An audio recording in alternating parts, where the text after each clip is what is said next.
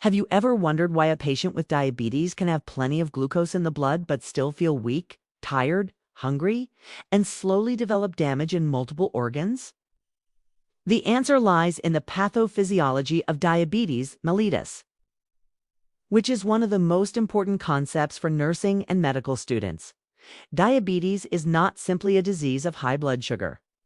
It is a chronic metabolic disorder in which the body either does not produce enough insulin or cannot use insulin effectively. Insulin is a hormone produced by the beta cells of the pancreas, and its main function is to act like a key that unlocks body cells so glucose can enter and be used as energy. Without proper insulin function, glucose remains trapped in the bloodstream. And this is where the entire disease process begins. To understand diabetes clearly, first imagine a healthy person eating carbohydrates, such as rice, bread, or fruits.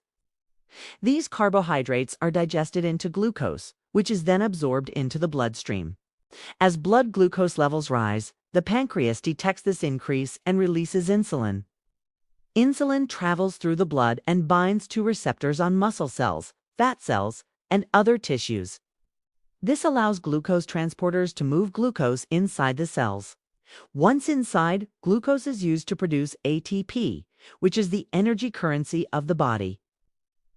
Excess glucose is stored as glycogen in the liver and muscles for future use. This is how blood sugar normally remains balanced. Now, in diabetes, this beautiful system breaks down. In type 1 diabetes, the immune system mistakenly attacks and destroys pancreatic beta cells. You can remember type 1 diabetes with the mnemonic 1 means none, meaning almost no insulin is produced. Because insulin is absent, glucose cannot enter cells at all. Blood glucose rises rapidly, causing severe hyperglycemia.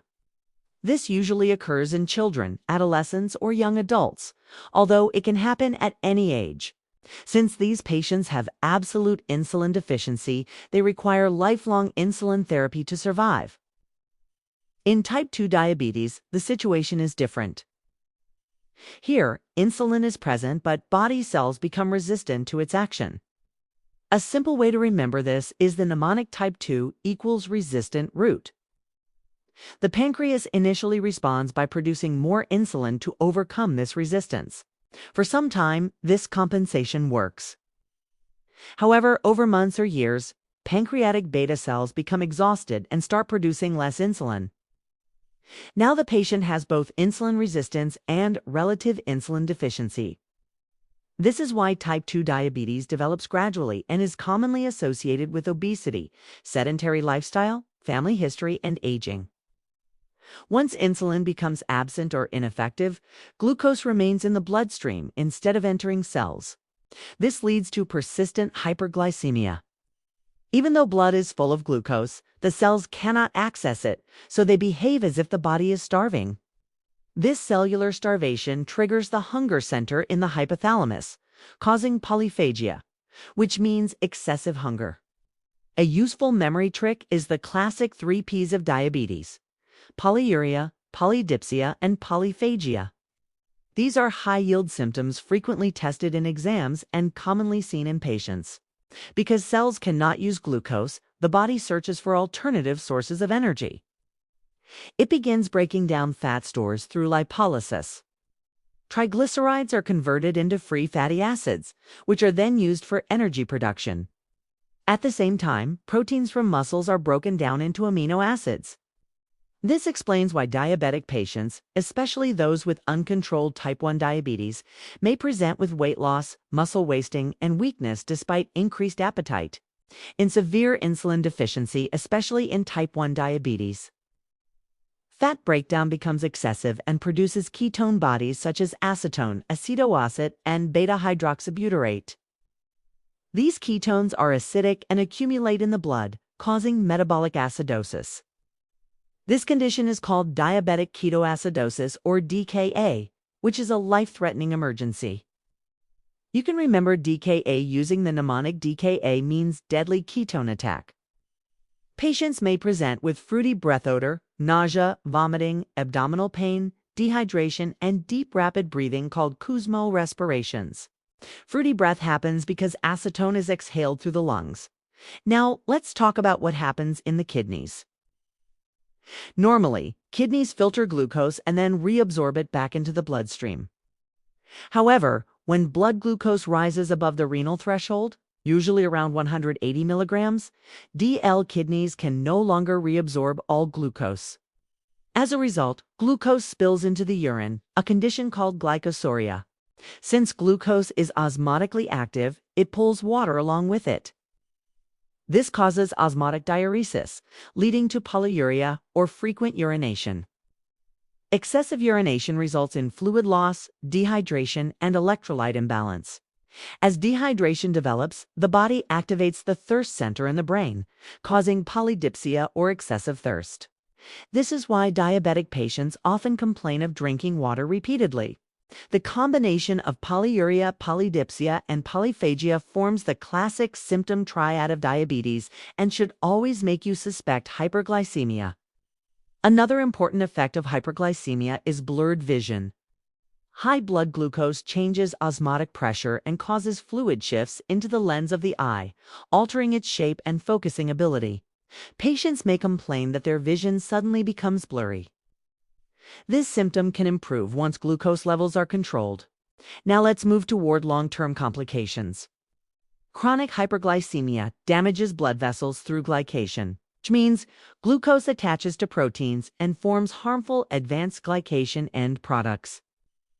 These substances damage endothelial cells, increase inflammation, and promote oxidative stress. Over time, blood vessels become thickened, narrowed, and less functional.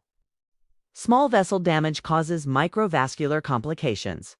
These include diabetic retinopathy, diabetic nephropathy, and diabetic neuropathy. Retinopathy damages retinal blood vessels and can lead to blindness. Nephropathy damages kidney, glomeruli, causing proteinuria and eventually renal failure. Neuropathy damages nerves, leading to numbness, tingling, burning pain, and loss of sensation, especially in the feet. Large vessel damage causes macrovascular complications such as coronary artery disease, stroke, and peripheral arterial disease. This explains why diabetic patients have a much higher risk of heart attack and stroke. Poor circulation to the lower limbs also delays wound healing and increases the risk of diabetic foot ulcers, infections, gangrene, and amputation. A special situation to remember is hypoglycemia, which can occur as a complication of diabetes treatment, especially insulin therapy. Symptoms include sweating, tremors, confusion, palpitations, hunger, and loss of consciousness. Remember the quick nursing tip: cold and clammy, need some candy. If a diabetic patient is sweaty and confused, always suspect hypoglycemia first. For exam success, remember one simple summary: no insulin or bad insulin leads to hyperglycemia. Cellular starvation, fat breakdown, ketone production, osmotic diuresis, dehydration, and vascular damage. This single chain explains almost the entire disease process. So, in simple words, diabetes begins with insulin dysfunction, progresses to glucose accumulation in blood, causes starvation at the cellular level, forces the body to break down fat and protein, and eventually damages blood vessels and nerves throughout the body.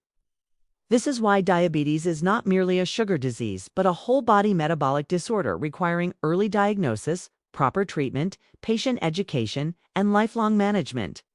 Understanding this pathophysiology helps you connect symptoms, complications, and treatment in one logical flow, making diabetes much easier to remember in both exams and clinical practice.